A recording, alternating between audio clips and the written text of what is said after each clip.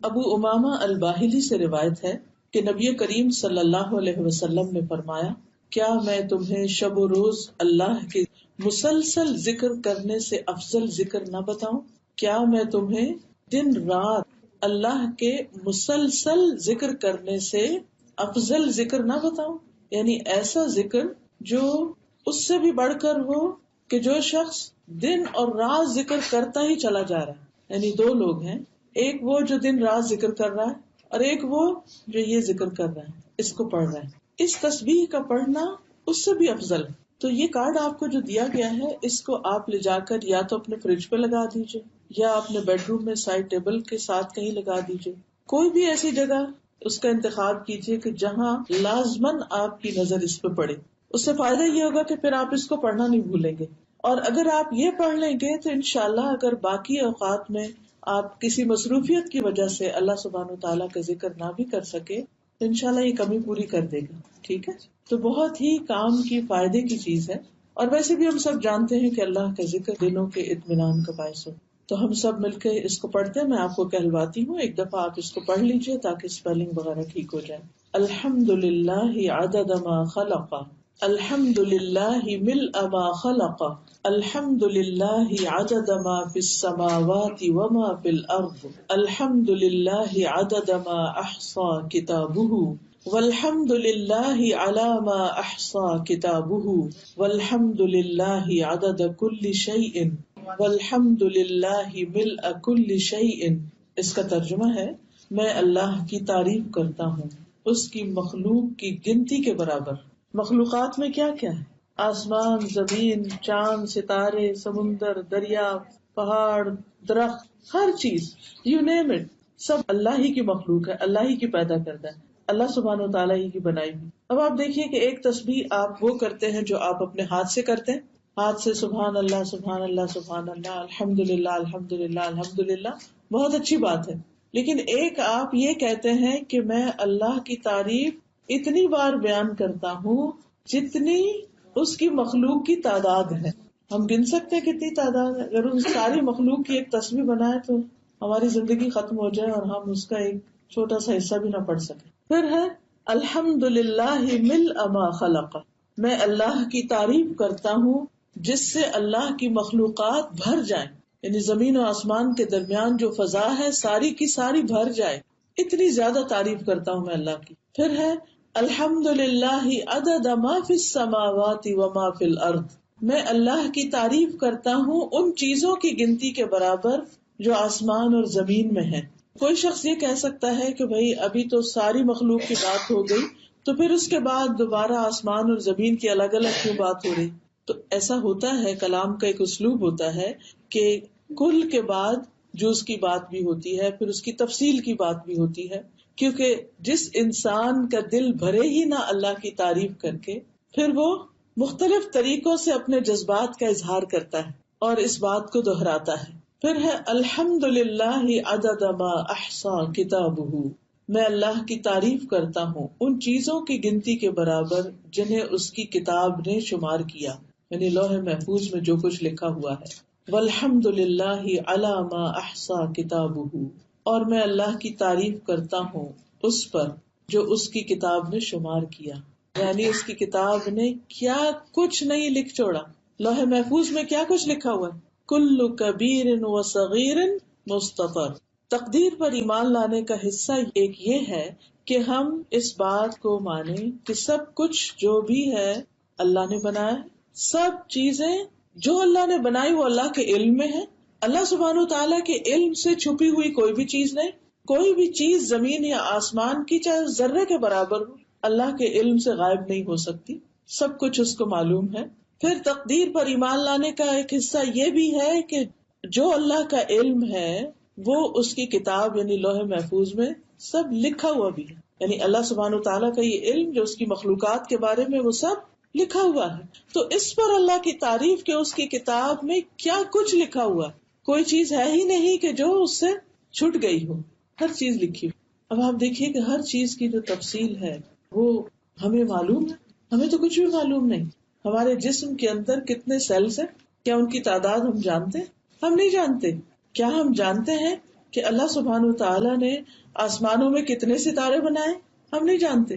صرف زمین کے ایک پلانٹ پر جتنی ریت ہے اس کے ذرات کی تعداد کیا ہے کیا ہم جانتے؟ ہرگز نہیں جانتے. لیکن اللہ سبحانہ وتعالی ہر چیز کا صحیح مکمل کلی علم رکھتا ہے. اب جب آپ یہ کہتے ہیں کہ میں اس کی تعداد کے برابر تعریف کر رہا ہوں اللہ کی، تو اس سے آگے کوئی تعریف ہو سکتی؟ انسان اس سے آگے کچھ نہیں کہہ سکتا. ہاں اللہ سبحانہ وتعالی جیسے اپنی تعریف کرے وہی اس کا حق ادا کر سکتا ہے، ہم اس کا حق ادا کر ہی نہیں سکتے. والحمد للہ عدد کل شیء. پھر بات وہی ہے، انداز مختلف ہے اپنے جذبات کا اظہار کرنے کا، اور اللہ کی تعریف اور تعریف اللہ ہی کے لیے ہر چیز کے عدد کے برابر، ہر چیز کی تعداد کے برابر، ہر چیز کی گنتی کے برابر. والحمد للہ ملء کل شیء، اور میں اللہ کی تعریف کرتا ہوں جس سے ہر چیز بھر جائے. تو اصل میں یہ تو ایک محبت کا انداز ہے. جو شخص اللہ سے محبت کرتا ہے وہ اس کی تعریف کیے بغیر رہ ہی نہیں سکتا. دیکھیے ہم جس سے بھی محبت کرتے ہیں، کوئی بھی چیز آپ لیجئے اللہ ہی کی بنائی ہوئی چیزوں میں سے، کوئی پھول ہے، کوئی پہاڑ ہے، کوئی درخت ہے، کوئی انسان ہے، کسی بھی چیز سے جب ہم محبت کرتے ہیں تو پھر لا محالہ ہماری زبان پر اس کی تعریف آتی، اور ہم اس کی تعریف کرتے ہوئے تھکتے ہی نہیں، کرتے چلے جاتے ہیں. کبھی ایک انداز سے، کبھی دوسرے انداز سے. آپ نے دیکھا ہوگا کہ ماں کو اپنے بچے سے جیسے محبت ہوتی ہے تو وہ اس محبت کے اظہار میں اس بچے کے کتنے کتنے نام رکھ دیتی ہے اور کیسے کیسے اس کو بلاتی، اور پھر بھی اس کا دل نہیں بھرتا. یہ قدرتی سی بات ہے. تو جس شخص کو اللہ سبحانہ و تعالیٰ سے محبت ہو، پھر یہ ہو ہی نہیں سکتا کہ وہ اس کی تعریف کرتے کرتے کبھی تھکے، یا اس کی تعریف سے کبھی اس کا دل بھرے. دل بھر ہی نہیں سکتا، ہم حق ادا کر ہی نہیں سکتے.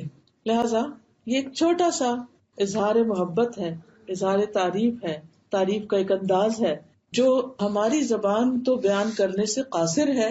یہ بھی اللہ کے رسول صلی اللہ علیہ وسلم کا ہم پر احسان ہے کہ انہوں نے ہمیں یہ الفاظ سکھا دیے. اب ہمارا کام بس اتنا ہی ہے کہ ہم ان کو پڑھ تو لیں، اور سمجھ کے پڑھیں گے تو اور زیادہ اجر و ثواب ہوگا. اور اگر ہر روز کم از کم ایک دفعہ اس کو پڑھ لیں، زیادہ دفعہ بھی دل چاہے تو زیادہ دفعہ پڑھ لیں، لیکن کم از کم ایک دفعہ پڑھ لیں، فائدہ آپ ہی کو ہوگا، دل آپ ہی کا سکون میں آئے گا اور دل آپ ہی کا خوش ہو جائے گا. تو اس میں بخل نہ کیجیے گا، اللہ سبحانہ و تعالیٰ کی تعریف میں بخل نہ. اور پھر ہم جب لوگوں کی تعریف کرتے رہتے ہیں تو بعض اوقات اللہ کی تعریف بھول جاتے ہیں، پیچھے چلی جاتے ہیں. کبھی اس کی بات، کبھی اس کی بات، کبھی اس کی بات.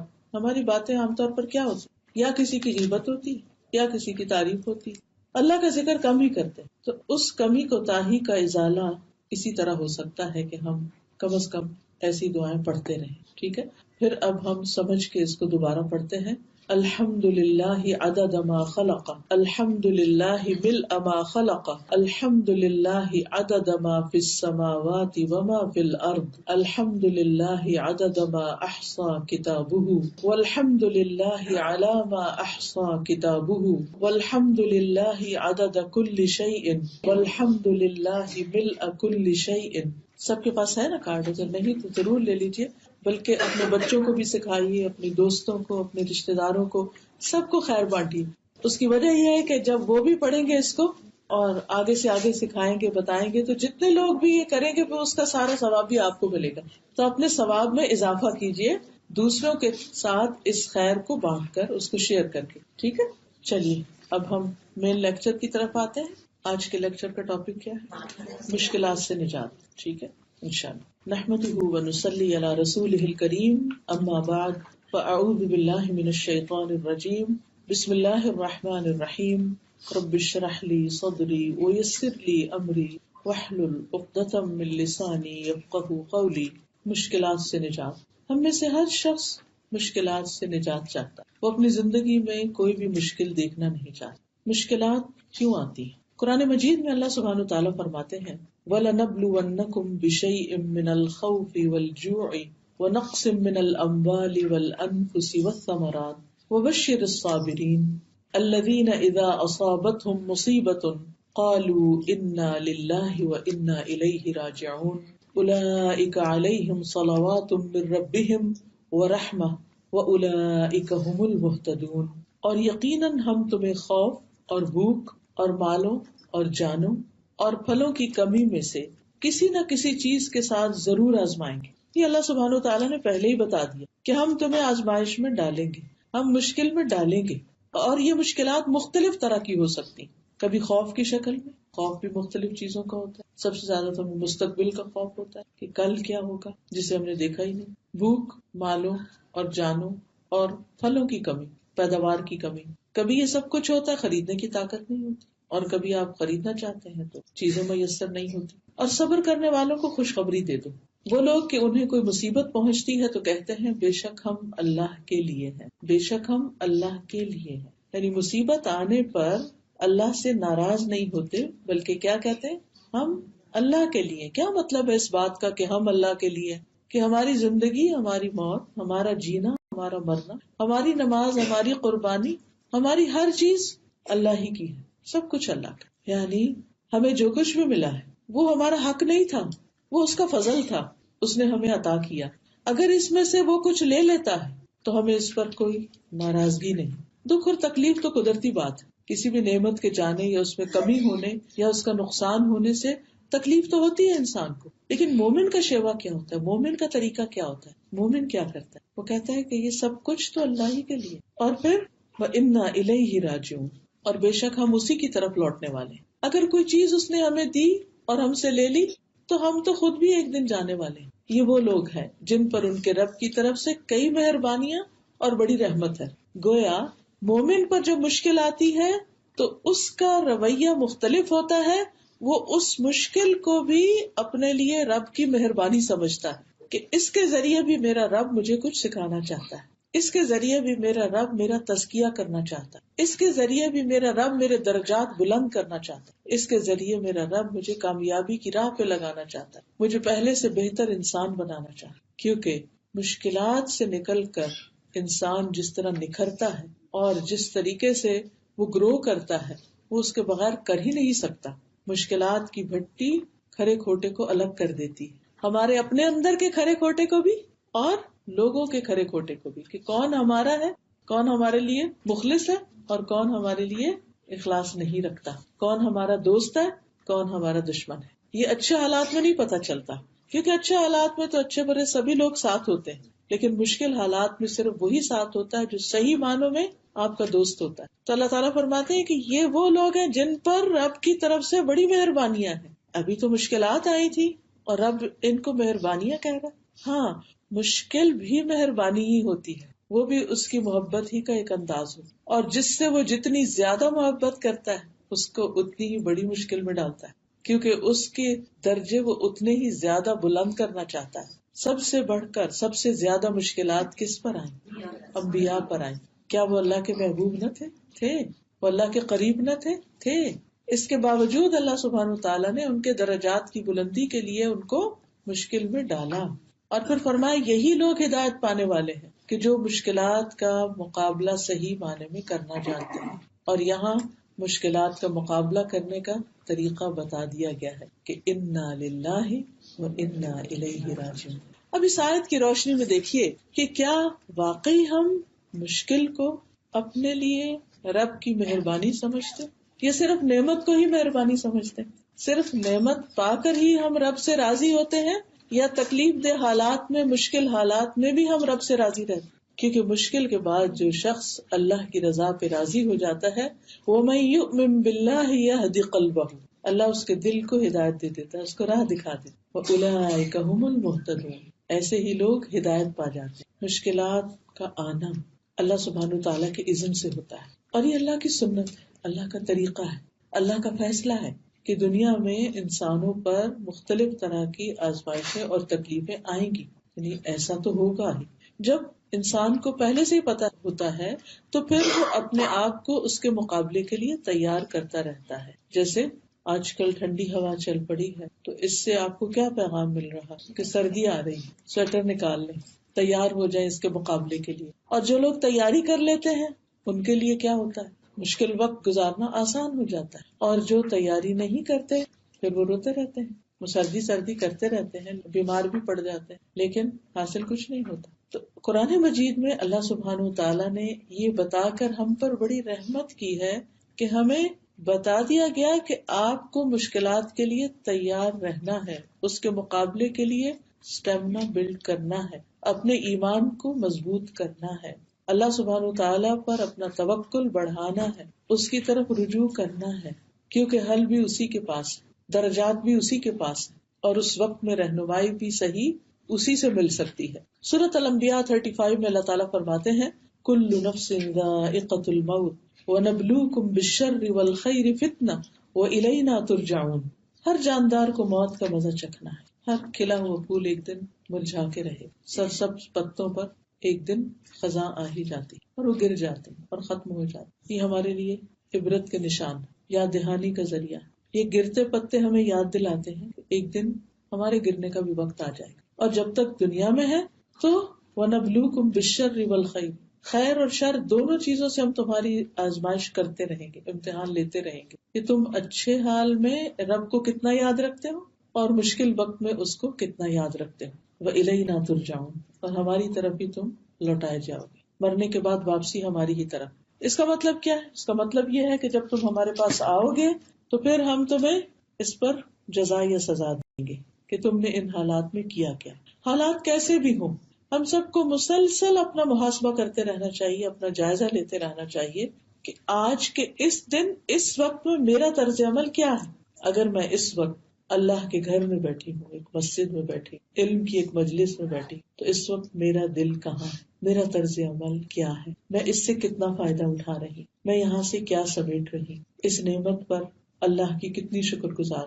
اور اگر گھر میں جا کر کچھ کام کی زیادتی ہو جائے، آپ تھک جائیں، مشکل پیش آ جائے، تو اس وقت بھی آپ کا جائزہ لیا جا رہا ہے، آپ ایک امتحان میں ہیں کہ اب آپ کا طرز عمل کیا ہے، اب اس وقت میں آپ کیا بولتے ہیں، کیا کہتے ہیں، اب آپ کے اخلاق کا مقام یا اخلاق کا لیول کیا ہے، آپ کس طرح بہیو کر رہے ہیں اپنے بچوں کے ساتھ، بڑوں کے ساتھ، اپنے کام کے ساتھ، ایون اس بے جان مخلوق کے ساتھ کہ جس کو ہم بعض اوقات غصے میں آ کے، تھکاوٹ میں آ کے پٹخاتے رہتے ہیں اور ابیوز کرتے ہیں۔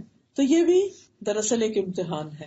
ہر دن میں یہ دونوں طرح کی کیفیات ہم پر آتی۔ ضرورت اس بات کی ہے کہ ہم اپنا جائزہ لیتے رہیں کہ ہم کہاں کھڑے ہیں، کیونکہ یہ تو اللہ تعالیٰ کی طرف سے طے شدہ بات ہے کہ مشکلات آئیں گی، کیونکہ ما اصاب من مصیبت فی الارض ولا فی انفسکم الا فی کتاب من قبل ان نبرأها ان ذلک علی اللہ یسیر لکی لا تأسوا علی ما فاتکم ولا تفرحوا بما آتاکم۔ کوئی بھی مصیبت جو زمین میں آتی یا خود تمہارے نفسوں کو پہنچتی، یعنی باہر کا طوفان ہو یا اندر کا طوفان ہو، وہ پیدا کرنے سے پہلے ہی ایک کتاب میں لکھی ہوئی، یعنی کچھ چیزیں اللہ تعالیٰ کی طرف سے طے شدہ ہیں کہ یہ ضرور ہو کر رہے گی۔ مثلا ہماری زندگی میں جو جو واقعات اور حادثات پیش آئے ہیں آج تک، وہ طے شدہ تھے کہ اس شخص کو اس اور اس امتحان اور سچویشن سے گزارا جائے گا، یہ دیکھنے کے لیے کہ یہ اس میں کرتا کیا ہے، کیونکہ آخرت میں اللہ تعالیٰ نے ایک بہت بڑا انعام تیار کر کے رکھا ہوا ہے جنت کی شکل میں، تو اس انعام کو پانے کے لیے مختلف امتحانات سے گزرنا ہے،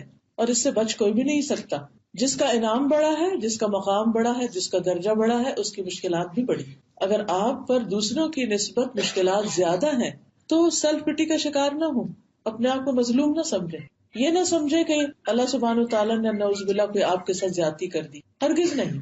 لا یکلف اللہ نفسا الا وسعها، اللہ تعالیٰ کسی بھی جان پر اس کی وسعت سے بڑھ کے بوجھ نہیں ڈالتا، اس نے آپ کو عین اسی سچویشن میں رکھا ہے جس میں آپ رہ سکتے تھے، اور پھر دیکھا یہ جا رہا ہے کہ اس میں آپ کرتے کیا، اس سے نبٹتے کیسے، اس پزل کو کس طرح حل کرتے، اور پھر یہ بھی کہ یہ بات بلا شبہ اللہ کے لیے آسان کام ہے، یہ اس لیے کہ جو کچھ تمہیں نہ مل سکے اس پر تم غم نہ کیا کرو، یہ سوچا کرو یہ اللہ نے میرے لیے لکھا ہی نہیں تھا۔ بعض اوقات ایسا ہوتا ہے نا، کوئی ڈگری آپ کرنا چاہتے ہیں یا کوئی خاص جاب کرنا چاہتے ہیں، کوئی خاص جگہ رہنا چاہتے ہیں، کوئی خاص گاڑی لینا چاہتے ہیں، کچھ بھی کوئی بھی آپ کی تمنا خواہشات ہیں زندگی میں، لیکن وہ پوری نہیں ہو سکی، کوئی چیز ہاتھ میں آتے آتے ہاتھ سے نکل جاتی، چھٹ جاتی، تو انسان اس پہ غم ہی مناتا رہتا ہے، حسرت ہی کرتا رہتا ہے، افسوس کے ہاتھ ہی ملتا رہتا ہے، ریگریٹس کا ہی شکار رہتا ہے۔ اس وقت صرف ایک یہ جملہ کافی ہے سکون اور تسلی اور صبر کے لیے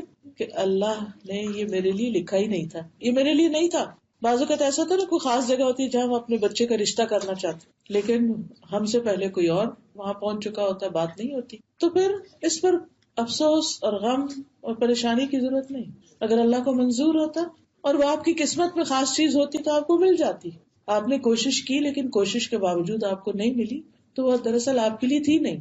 اب کسی اور کو اگر مل گئی تو اس پر بھی آپ کو حسد کی، ناراضگی کی، غصے کی ضرورت نہیں، بلکہ اس کو اللہ کا فیصلہ سمجھ کر اس پر راضی ہو، خوش ہوں کہ یہ اللہ سبحانہ تعالیٰ نے چیز فلاں کے لیے رکھی تھی، اللہ اس کو نصیب کرے، اور دل سے اس کو مبارک دے اور خوشی کا اظہار کرے. اب دیکھیے کہ کس قدر افسوس کی بات ہے کہ بعض اوقات خاندانوں کے اندر طویل ناراضگیاں ہو جاتی ہیں بعض فیصلوں پر، کہ میں نے تو یہ سوچا تھا کہ اس بچے کا رشتہ میں لوں گی اور آپ نے تو ہم سے پوچھا ہی نہیں، مشورہ ہی نہیں کیا، آپ نے تو بالا بالا ہی فیصلہ کر لیا. اور پھر ہم ہو کے بھرتے رہتے ہیں.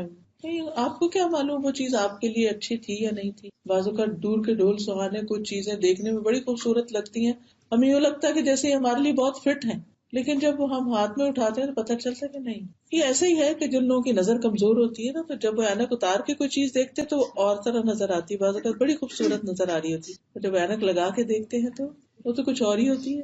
تو کہتے اوہ میں کس قدر دھوکے کا شکار تھی. بالکل اسی طرح جب ہم میں بصیرت کی کمی ہوتی ہے تو ہمیں چیزیں اور طرح نظر آتی ہیں. پھر اللہ سبحانہ تعالیٰ وقت کے ساتھ ساتھ ہماری بصیرت میں اضافہ کرتا ہے تو وہی چیز کچھ اور نظر آتی ہے. اصل میں تو سمجھ کی بات ہے نا. عسیٰ ان تحبوا شیئا وہو شر لکم وعسیٰ ان تکرہوا شیئا وہو خیر لکم. ہو سکتا ہے ایک چیز تمہیں بہت پسند اور وہی تمہارے لیے بری ہو، اور ہو سکتا ہے ایک چیز